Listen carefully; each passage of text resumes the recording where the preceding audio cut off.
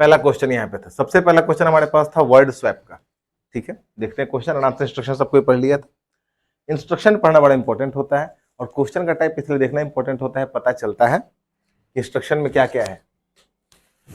तो ये तो पता चल गया हम लोगों को कि यहाँ पे हमारे पास वर्ड दिए गए हैं 1 2 3 और 4, 4 वर्ड बोल्ड किए गए हैं। सेंटेंस को पढ़ना है और कोई भी 2 वर्ड का जगह गड़बड़ है वो हम लोग को क्या करना है, स्वैप करना है।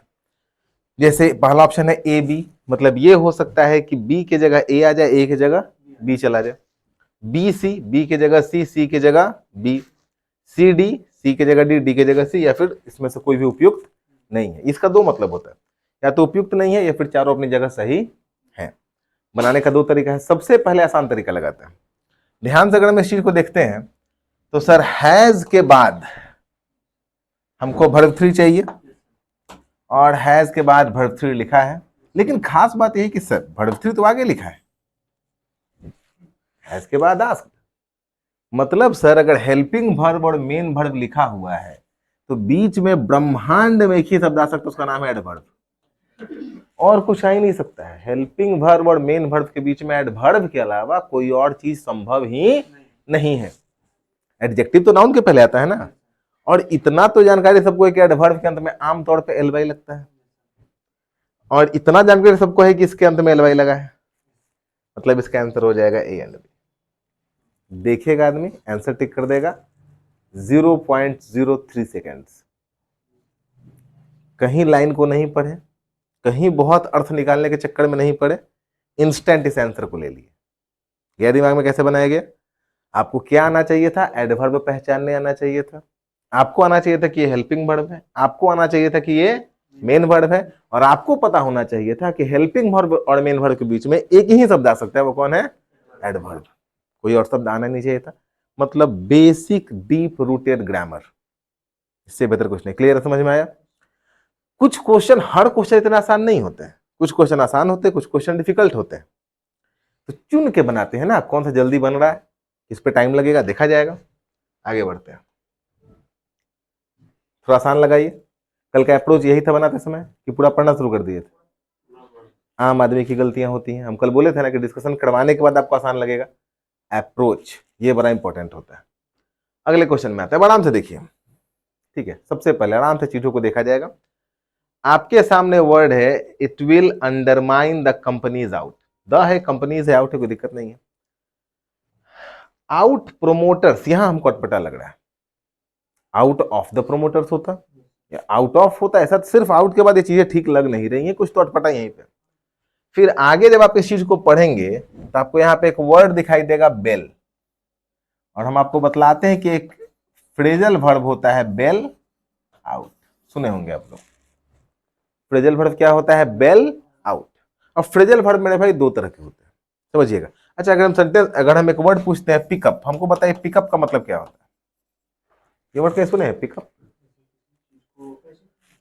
हम आपकी भाषा में उठाना, और हम लोग कहते हैं कि आप रास्ते में पिकअप कर लेंगे, तो हम ऐसा कहते हैं I will pick you up. कोई दिक्कत है,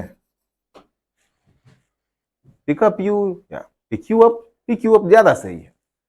स्प्लिट कर सकते हैं, फ्रेजल वर्ब को स्प्लिट किया जा सकता है, लेकिन सबको नहीं। अब हम एक फ्रेजल वर्ब आपको ऐसा दे देते हैं, ठीक है, पुट अप विद, तो इसमें 2 प्रीपोजिशन दिख रहा है ना, अप और विद, इसको स्प्लिट नहीं कर सकते, इसको स्प्लिट करना संभव नहीं है। तो फ्रेजल वर्ब 2 तरह के होते हैं, एक जिसको हम लोग सेपरेबल कहते हैं, दूसरा जिसको इनसेपरेबल कहते हैं, जिसको सेपरेट नहीं कर सकते। तो बेल आउट एक सेपरेबल फ्रेजल वर्ब है। जैसे हमको यहाँ बेल दिखा है, हमको यहाँ पे क्या दिख जाएगा, बेल आउट। बेल आउट का मतलब होता है उसको समाप्त कर देना। क्या कर देना, समाप्त कर देना। जैसे कोई जेल में है और बेल से उसको क्या कर दिया गया, बाहर कर दिया गया, बेल उसका हो गया, तो बेल हो गया मतलब सजा समाप्त हो गई, तो बेल आउट। समझ में आ गया। तो ये अच्छा क्वेश्चन था। ये अगर आपसे नहीं बना तो कोई दिक्कत की बात नहीं, क्योंकि आपको फ्रेजल वर्ब पता नहीं था, छोड़ दिया जाए, कोई आश्चर्य की बात नहीं है। 1-2 सेकंड लगाएंगे, समझ में नहीं आएगा तो क्या करेंगे, छोड़ देंगे, स्किप कर दीजिए। अगर पता चल गया तो आगे से बन जाएगा। अब ये भी तो पता चला ना कि फ्रेजल वर्ब थोड़ा बहुत पढ़ना जरूरी है, तो फ्रेजल वर्ब पे मेहनत कर लेंगे। 10, 20, 50 फ्रेजल वर्ब जो इंपॉर्टेंट है उसको रिवाइज कर लेगा आदमी। कैसे बना, आउट था तो सीओड के कहां जाएगा, यहां, तो डी कहां जाएगा, ए डी। 1 2 3 4 3 ऊपर आ गया है, गया दिमाग में कैसे बना? तो ये क्वेश्चन डिफिकल्ट था पहले वाले के मुकाबले, क्लियर गया, बेल आउट से बना। कैसे बना, बेल आउट। तीसरा आते हैं, सेम वही नियम लगाएंगे, बहुत दिमाग खराब नहीं करेंगे। विल के बाद सीज लिखा है, आगे 2 + वर्ब 1 है, इतना तो पता है कि विल के बाद वर्ब 1 आता है, ग्रामर सही, कोई दिक्कत नहीं। यहां लिखा है real estate regulate and development, मेरे भाई पकड़ा गया। एंड के बाद डेवलपमेंट लिखा है, तो एंड के पहले भी तो नाउन चाहिए, एंड के बाद अगर नाउन है तो एंड के पहले नाउन चाहिए। और रेगुलेट के अंत में लगा है एटीई, मतलब ये वर्ब है। ये तो आप लोगों को भी याद है, सेपरेट, बाइफरकेट, रेगुलेट, ये सब क्या है, वर्ब है। तो हमको यहां नाउन चाहिए, गड़बड़ यहां पे है, और यहां पे मिला रेगुलेशन, ध्यान से, और यहां पे मिल गया टू, तो हमको टू के बाद क्या चाहिए था, वर्ब 1। ई भाई साहब को उठाया कहां लेंगे, यहां, ई भाई साहब को लेके कहां जाएंगे, यहां, बी सी ऑप्शन में गए, लगा दीजिए। पैटर्न गया दिमाग में, इस पैटर्न से बनेगा तो बनाएंगे, नहीं बनेगा स्किप कर देंगे। 20 मिनट में सारा सवाल नहीं बना सकते मेरे भाई, कुछ सवाल ऐसा होता है जो 3-4 बार पढ़वा देगा, जान पढ़ा थोड़ा देगा। अच्छा, पढ़ना होगा किसको पढ़ेंगे, क्लोज टेस्ट को पढ़ेंगे मेरे भाई। क्लोज टेस्ट में एक बार में 5 क्वेश्चन दांव पे लगा हुआ है, पकड़ लेंगे तो 5 नंबर आएगा। तो 5 नंबर का है तो मिनिमम 5 मिनट तो दे ही सकते हैं, 6 भी दे सकते हैं, 7 भी दे सकते हैं, आएगा तो 5 नंबर आएगा। इस पे क्या कपार फोड़ेंगे। तो अभी तक हम जो 3 क्वेश्चन बताए हैं उसमें से बीच वाला जो 2 नंबर क्वेश्चन था उसको स्किप किया जा सकता था, गया दिमाग में। हमेशा सारा क्वेश्चन बना के कोई रिजल्ट नहीं देता है, हम मैक्सिमम क्वेश्चन बना के लोग रिजल्ट देता है, ये हमें से याद रखा जाएगा। अब यहां पे देखा जाए तो कुछ दिमाग काम कर रहा है, सेम थॉट सेम प्रोसेस से सोचा जाए। Apart from preventing related from solvency, from के बाद सिवाय लगा नाउन लग रहा है, कोई दिक्कत नहीं है, सॉल्वेंसी है। For particular projects to use other use government must step in to fix a problem of market. देख मेरे भाई बन गया, problem of market, problem of diverting. पहली बात यहां आईएनजी लगा है, आईएनजी पे वाक्य अंत नहीं होगा, डाइवर्टिंग के बाद नाउन चाहिए था, तो डाइवर्टिंग ऊपर जाएगा, तो डाइवर्टिंग के बाद क्या हो जाएगा, स्ट्रक्चर। अगर हम इस वर्ड को ऊपर कर दें, सर ध्यान से देखा जाए, अगर हम इस वर्ड को ऊपर कर दें, ऊपर, और इस वर्ड को हटा दें यहां से, तो देखिए fix a problem of diverting structure that manifest itself as a problem of market. Market पे चीजें समाप्त होगी मेरे भाई। कुछ भी करके आईएनजी पे वाक्य खत्म कैसे करेंगे, आईएनजी देखिए, ऑफ के बाद आईएनजी आया है, मतलब एडजेक्टिव का काम कर रहा है। यहां से एडजेक्टिव के बाद नाउन तो चाहिए ना सर, तो नाउन चाहिए, तो आंसर हमारा क्या हो जाएगा, सी और डी। आंसर क्या हो जाएगा 4। देख के लग गया स्ट्रक्चर, जब दोनों जगह एक ही टाइप लिखा हुआ था, वाक्य का अंत हमको कैसे करना है, नाउन पे। कैसे करना है, नाउन पे।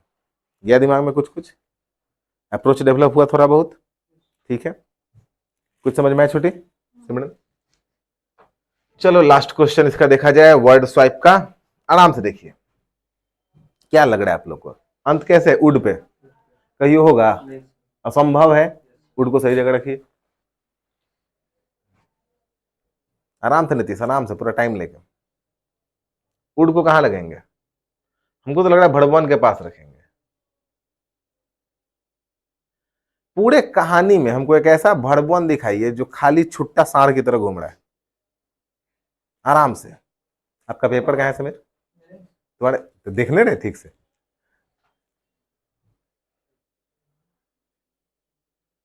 कहीं कोई भड़वन नहीं दिख रहा है। चलो देखते हैं, ध्यान से देखते हैं। टू सबमिट है, कुछ नहीं कर सकते हैं। हैज है, भड़ का 5वां रूप है। बिल्डिंग में आईएनजी लगा हुआ है।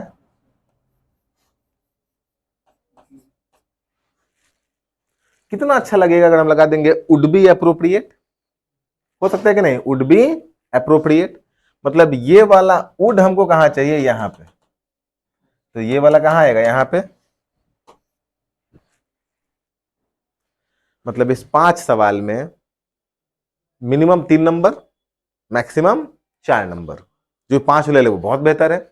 3 से 4 तक यहाँ पे खेल हो जाएगा अच्छे से। 2 क्वेश्चन तो साफ साफ आपको दिख रहा है, पहला और लास्ट तो बउआ की तरह दे दिया, बाकी 3 में एक सोचने लायक था, चाहते तो बना देते। हाँ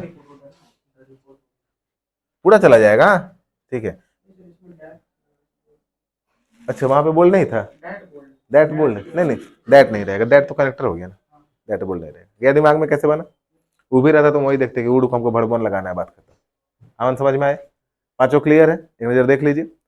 मतलब जो कल आप लोग का अप्रोच था कि पूरा पढ़ते हैं, सवाल को समझते हैं, बनाते हैं, और सबसे खतरनाक अप्रोच है। आप अपने मन से सोचिए, 30 क्वेश्चन दिया है, 20 मिनट का टाइम दिया है, एक क्वेश्चन पे 1 मिनट से कम है, क्या वो आपको पढ़ने के लिए दे रहा है? नहीं दे रहा है। डायरेक्ट अप्रोच करना है, इसीलिए इसमें ग्रामर का नॉलेज लिया जाता है। और कौन सा ग्रामर लग रहा है मेरे भाई? बेसिक। कौन सा बड़ा तगड़ा वाला ग्रामर लग रहा है? उड़ के बाद क्या लगेगा? वर्ब लगेगा। कौन सा वर्ब है, कौन सा एडवर्ब है, ये लगाना है। क्लियर, आगे बढ़ा जाए। पक्का पांचों क्वेश्चन? चलिए